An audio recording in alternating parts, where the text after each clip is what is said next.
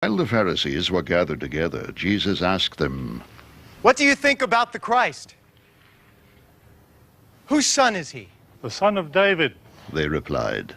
He said to them, "How is it then that David, speaking by the Spirit, calls him Lord? For he says, 'The Lord said to my Lord, sit at my right hand until I put your enemies under your feet.' If then David calls him Lord, how can he be his son?" No one could say a word in reply, and from that day on, no one dared to ask him any more questions. Then Jesus said to the crowds and to his disciples, "The teachers of the law and the Pharisees sit in Moses' seat. So you must obey them and do everything they tell you. But do not do what they do, for they do not practice what they preach. They tie up heavy loads and put them on men's shoulders, but they themselves are not willing to lift a finger to move them. Everything they do is done for men to see. They make their phylacteries wide and the tassels on their garments long. They love the place of honor at banquets and the most important seats in the synagogues. They love to be greeted in the marketplaces and to have men call them rabbi. But you are not to be called rabbi, for you have only one master, and you are all brothers. And do not call anyone on earth Father, for you have one Father, and he is in heaven. Nor are you to be called teachers, for you have one teacher, the Christ. The greatest among you will be your servant, for whoever exalts himself will be humbled, and whoever humbles himself will be exalted."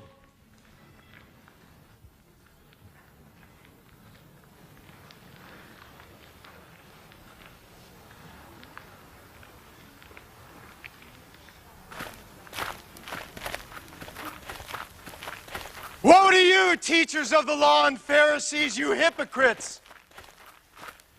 You shut the kingdom of heaven in men's faces. You yourselves do not enter, nor will you let those enter who are trying to. Woe to you, teachers of the law and Pharisees, you hypocrites!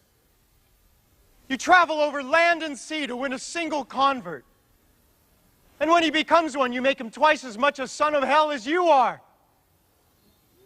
Woe to you, blind guides! You say if anyone swears by the temple, it means nothing. But if anyone swears by the gold of the temple, he is bound by his oath. You blind fools! Which is greater, the gold or the temple that makes the gold sacred? You also say, if anyone swears by the altar, it means nothing. But if anyone swears by the gift on it, he is bound by his oath. You blind men, which is greater, the gift or the altar that makes the gift sacred? Therefore, he who swears by the altar swears by it and by everything on it. And he who swears by the temple swears by it and by the one who dwells in it. And he who swears by heaven swears by God's throne and by the one who sits on it.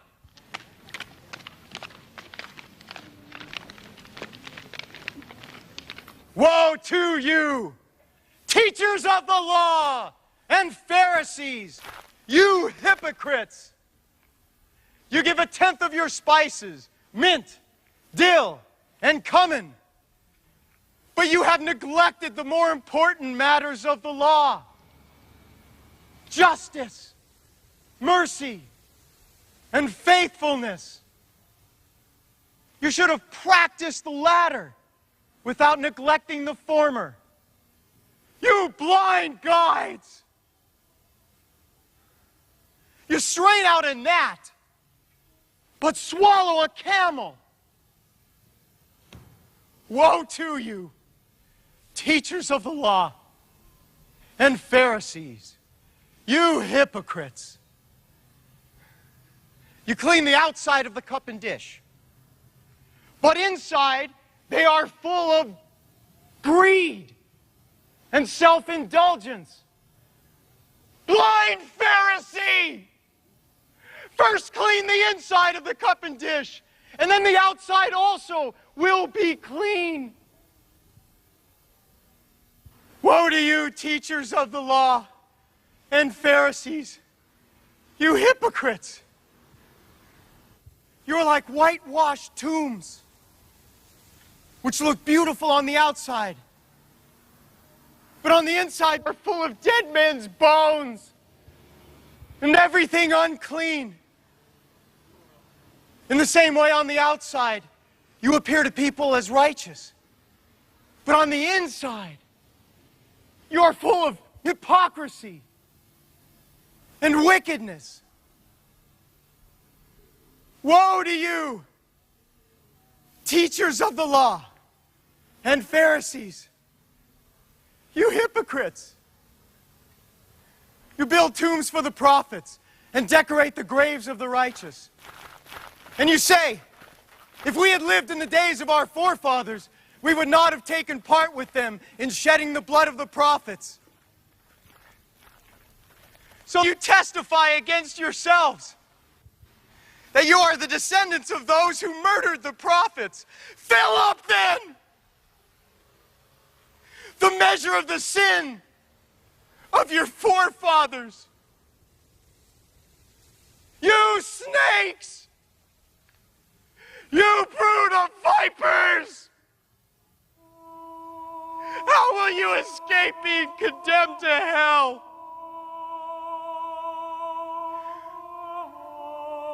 Therefore, I am sending you prophets and wise men and teachers.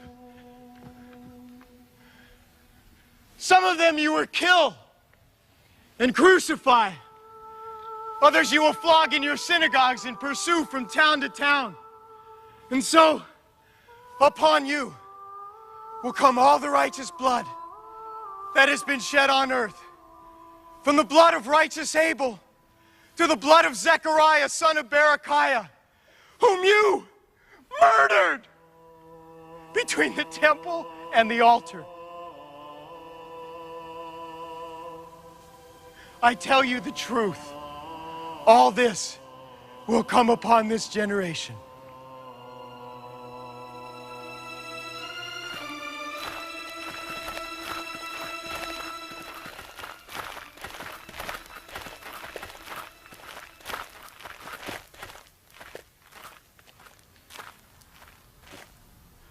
Oh, Jerusalem,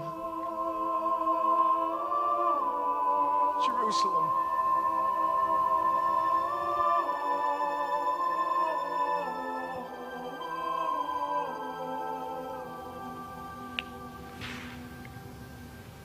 You who killed the prophets and stoned those sent to you.